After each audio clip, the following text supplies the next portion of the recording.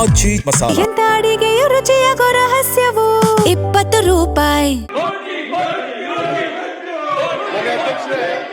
ಮಾನ್ಯ ಮಂತ್ರಿಗಳಿಗೂ ಸ್ವಾಮಿತ್ವ ಅಂತ ಏನು ಕೇಂದ್ರ ಸರ್ಕಾರದ ಯೋಜನೆ ಇದೆ, ಅದರಿಂದ ಇವತ್ತು ನಾವು ಗ್ರಾಮ ಠಾಣೆಗಳ ಬಿಟ್ಟು ಹೊರಗಡೆ ಕಟ್ಕೊಂಡಿರ್ತಕ್ಕಂಥವ್ರಿಗೆ ಈ ಸೊತ್ತು ಮಾಡಿಕೊಡ್ತೀವಿ ಅಂತ ಹೇಳಿ ಸ್ವಾಮಿತ್ವ ಯೋಜನೆ 2020 ಬಂದಿದೆ. 2026 ಈವರೆಗೂ ಆ ಯೋಜನೆಯಲ್ಲಿ ಒಂದೇ ಕೊಟ್ಟಿಲ್ಲ ಈ ರಾಜ್ಯದಲ್ಲಿ. ಇವತ್ತು ಏನ್ ಹಿಂದೆ ಸಿದ್ದರಾಮಯ್ಯ ಅವರು 2013ರಿಂದ 2018ರಲ್ಲಿ ಮುಖ್ಯಮಂತ್ರಿಗಳಾಗಿದ್ದರು. ಆವತ್ತು ಆ ಸರ್ಕಾರದ ಅವಧಿಯಲ್ಲಿ ಕಂದಾಯ ಸಚಿವರು ಮತ್ತು ಗ್ರಾಮೀಣಾಭಿವೃದ್ಧಿ ಸಚಿವರು ಕೂಡ ಇದರ ಬಗ್ಗೆ ಕೂಲಂಕುಷವಾಗಿ ಚರ್ಚೆ ಮಾಡಿ ಗ್ರಾಮ ಠಾಣೆಗಳನ್ನು ಪುನರ್ವಿಧಿಸುವಂತ ತೀರ್ಮಾನವನ್ನು ಕೈಗೊಂಡು ಅದು ಸರ್ಕಾರ ಅದು ಕೂಡ ಜಾರಿಗೆ ಬಂದಿಲ್ಲ. ಹಂಗಾಗಿ ಈ ಸರ್ಕಾರ 2016ರಲ್ಲಿ ಹಿಂದೆ ಸಿದ್ದರಾಮಯ್ಯ ಸರ್ಕಾರದ ಇಶ್ಯೂ ಆಗಿತ್ತು. ಅದನ್ನ ಮತ್ತೆ ಕೂಡ ಈ ಗ್ರಾಮ ಠಾಣೆಗಳ ಸಮಸ್ಯೆ ಏನಿದೆ ಪರಿಹಾರ ಆಗ್ತಕ್ಕಂಥದಕ್ಕೆ ಸಾಧ್ಯ ಆಗ್ತದೆ. ಗ್ರಾಮ ಠಾಣೆಯನ್ನು ಮತ್ತೆ ವಿಸ್ತರಿಸಬೇಕು ಅಂತ ಒತ್ತಾಯ. ಮನೆಯ ಸಭಾಪತಿಗಳೇ, ನಾನೀಗಾಗಲೇ ಅವರು ಹೇಳಿದ್ದೇನೆ, ಈ ಸರ್ವೆಯನ್ನು ಮಾಡ್ತಕ್ಕಂಥ ಪ್ರಕ್ರಿಯೆಗೆ ನಾವು ಗ್ಯಾರಂಟಿ ಅವಧಿ 30 ವರ್ಷ ಮುಕ್ತಾಯವಾಗೋಗಿದೆ. ಅದನ್ನ ಸರ್ವೆ ಮಾಡಬೇಕು. ಅವರಿಗೆ ಈ ಸ್ವತ್ತು ಕೊಟ್ಟು ಲೆಜಿಟಿಮಸಿ ಕೊಡಬೇಕು ಅಂತ ಹೇಳಿದ್ರು. ಯಾಕೆಂದ್ರೆ ಅವರಿಗೆ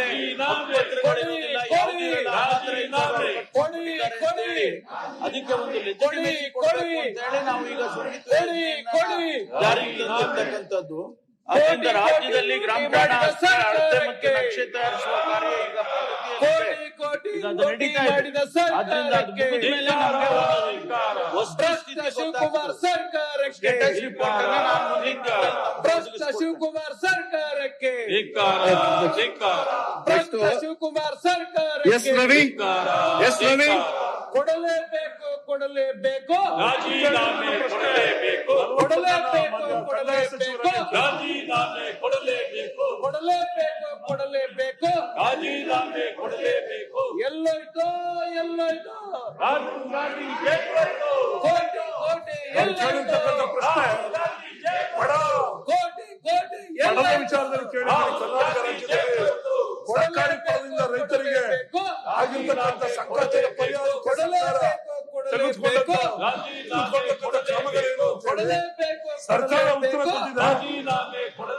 7/11/2014 ಅವಕಾಶ ಕೊಟ್ಟಿತ್ತು. ಅದಾದ ನಂತರ 23ರಲ್ಲಿ 2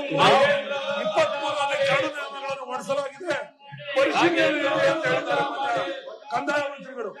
ನಾನು ಕೇಳ್ತಿದ್ದೇನೆ ಸರ್, ಮತ್ತು ರಾಜ್ಯ ಸರ್ಕಾರಗಳಿಗೆ ವರಮಾನ ಇದ್ದಂತ ಕಾಲದಲ್ಲಿ ರಾಜ ಮಹಾರಾಜರುಗಳು ಬ್ರಿಟಿಷರು ವರಮಾನದ ಮೂಲವಾಗಿ ಕಂದಾಯದ ಜಮೀನಿಗೆ ಕಂದಾಯ ವಸೂಲಿ ಮಾಡ್ತಾ ಇದ್ರು. ಅಂತ ಸಂದರ್ಭದಲ್ಲಿ ಅದೇ ಮುಖ್ಯವಾದಂತ ಆ ರಾಜ್ಯಗಳ ಆದಾಯವೇ ಕಂದಾಯದ ಮೂಲ ರೈತರು ಮಾಡ್ತಕ್ಕಂಥ ಜಮೀನುಗಳಲ್ಲಿ ಬರ್ತಕ್ಕಂಥ ಕಂದಾಯ ಆಗಿತ್ತು. ಈಗ ಪರಿಸ್ಥಿತಿ ಇಲ್ಲ ಸರ್, ಯಾರು ಕಂದಾಯ ಕಟ್ಟಕ್ಕೆ ಹೋಗೋದಿಲ್ಲ. ಆಮೇಲೆ ವ್ಯವಸಾಯ ಮಾಡ್ತಕ್ಕಂಥ ರೈತರುಗಳು ಅನಕ್ಷರಸ್ಥರು, ದಲಿತರು, ಪರಿಶಿಷ್ಟ ಜಾತಿ ಜನಾಂಗ ವಿವಿಧ ವರ್ಗಗಳಿಂದ ಬರ್ತಕ್ಕಂಥ ರೈತರು, ಮುಕ್ತ ರೈತರು ಇರ್ತಾರೆ.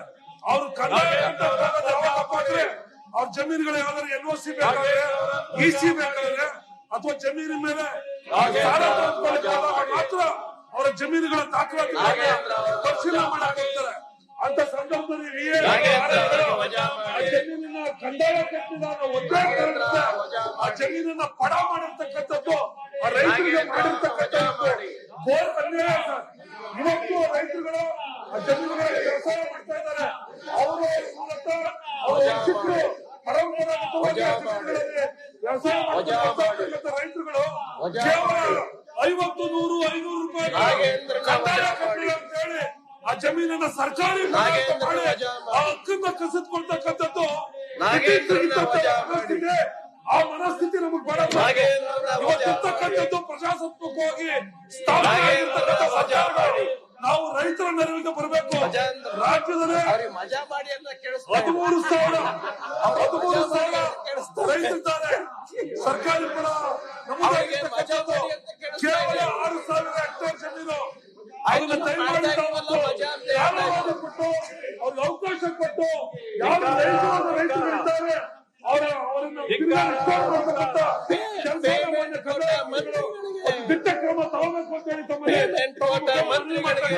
ಡೆಪ್ಯೂಟಿ ಸಿಎಂ ಅವರು. ಮಾನ್ಯ ಸಭಾಪತಿಗಳೇ, ಮಾನ್ಯ ಶಾಸಕರಾಗಿರ್ತಕ್ಕಂಥ ಸದಸ್ಯರಾಗಿರ್ತಕ್ಕಂಥ ರವಿ ಅವರು ಬಹಳ ಒಂದು ಉತ್ತಮವಾದ ಪ್ರಶ್ನೆ ಕೇಳಿದರು. ಈ ಬ್ರಿಟಿಷ್ನವರ ಕಾಲದಲ್ಲಿ ಮಾನ್ಯ ಸಭಾಪತಿಗಳೇ, ಯಾರು ಕಂದಾಯ ಕಟ್ಟೋದೆ, ಟ್ಯಾಕ್ಸ್ ಕಟ್ಟೋದೆ ಬ್ರಿಟಿಷ್ನವರಿಗೆ ಅದೇ ವರಮಾನ. ಲ್ಯಾಂಡ್ ಯೂಸ್ ಮಾಡೋದಕ್ಕೆ ಕಂದಾಯ ಕಟ್ಟೋದನ್ನೇ ಅದೇ ವರಮಾನ ಇದ್ದಿದ್ದು. ಯಾರು ಕಂದಾಯ ಕಟ್ತಿಲ್ಲ ಅದನ್ನು ಸರ್ಕಾರ ವಹಿಸ್ಕೊಳ್ತಾ ಇತ್ತು, ಅದನ್ನ ಕೊಡ ಅಂತ ಹೇಳಿ ಕರೆದಿದ್ದಾರೆ. ಆ ಕಾಲದಿಂದ ಬಂದಿದೆ. ನಮ್ಮ ರಾಜ್ಯದಲ್ಲಿ ಈಗಾಗಲೇ ಸುಮಾರು 24,000 ಎಕರೆ ಭೂಮಿ 1890 ಪೇಮೆಂಟ್ ಅವರಿಗೆ ಸಂಬಂಧಪಟ್ಟ ಹಾಗೆ ಬಡ ಅಂತ ಹೇಳಿ ಡಿಕ್ಲೇರ್ ಮಾಡಿದ್ರು. ಅದರಲ್ಲಿ ಅನ್ಕಲ್ಟಿವಬಲ್ ಏರಿಯಾ ಟ್ಯಾಕ್ಸ್ ಕಟ್ಟಲಿಲ್ಲ.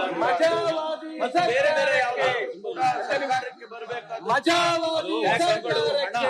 ಅದೆಲ್ಲವನ್ನು ಸೇರಿಸಿ ಸರ್ಕಾರಕ್ಕೆ ಡಿಕ್ಲೇರ್ ಮಾಡಿದ ಮೇಲೆ ಅದನ್ನ ರೆಸ್ಟೋರ್ ಮಾಡೋದಕ್ಕೂ ಅವಕಾಶ ಇದೆ. ಸರ್ಕಾರಕ್ಕೆ ಸರ್ಕಾರ ಏನಾಗಿದೆ 2012ರಿಂದ 2 ವರ್ಷ ಈ ರೆಸ್ಟೋರೇಷನ್ಗೆ ನೀವು ಅರ್ಜಿ ಹಾಕೊಳ್ಳಿ, ಈ ಎಕ್ಸಾಮ್ ಮಾಡಿ ನಿಮ್ಗೆ ರೆಸ್ಟೋರ್ ಮಾಡ್ಕೊಡ್ತೀವಿ ಅಂತ ಹೇಳಿ ಆ ಸಮಯ ಮುಗಿದೋಗಿದೆ.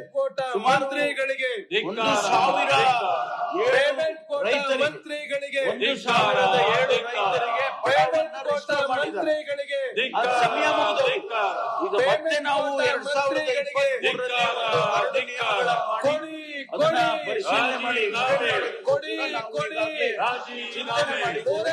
ಒಂದು ವೇಳೆ ಆ ಆದೇಶ ಆದ್ಮೇಲೆ ಅದನ್ನ ರೆಸ್ಟೋರ್ ಮಾಡೋದಕ್ಕೆ ಅವಕಾಶ ಇದೆ. ಯಾರ್ಯಾರು ಅರ್ಜಿ ಹಾಕೊಳ್ಬೇಕು, ರೆಸ್ಟೋರ್ ಮಾಡಿಕೊಡಿ ನನಗೆ ಅಂತ ಹೇಳಿ ಅರ್ಜಿ ಹಾಕೊಳ್ಬೇಕು. ಅದಕ್ಕೆ ಏನ್ ಕಾರಣ ನಾವು